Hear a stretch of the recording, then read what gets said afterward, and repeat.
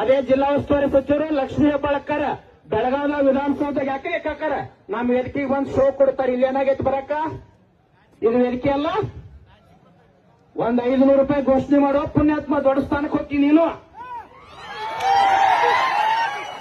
ಒಂದ್ ಹೇಳ್ತೀನಿ, ಬೇರೆ ಯಾವರೇ ರೈತ ಮುಖಂಡಾಗಿದ್ದಾರೆ ಕೆಲವು ಜನ ಮಾತಾಡ್ತಿರ್ತಾರ. ಬೇರೆ ಯಾವರೇ ರೈತ ಮುಖಂಡಾಗಿದ್ದಾರೆ 21, 22 ಫ್ಯಾಕ್ಟ್ರಿ ಚಲೋ ಆಗ್ತಿದ್ದು.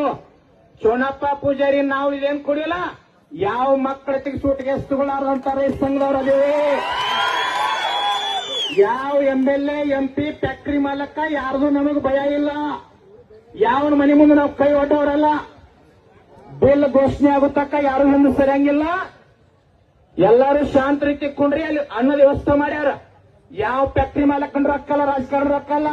ನೀವು ದುಡಿದು 100 ರೂಪಾಯಿ ಪಟ್ಟಿ ಮಾಡಿದ ಅನ್ನ ಹಾಕಿ ಎಲ್ಲರೂ ಊಟ ಮಾಡಿ ಬರೀ ಆರಾಮ್ ಹೋರಾಟ ಐತಿ. ಒಂದು ಘೋಷಣೆ ಮಾಡ್ಕೊಂಡ ಮನೆಗೆ ಹೋಗು.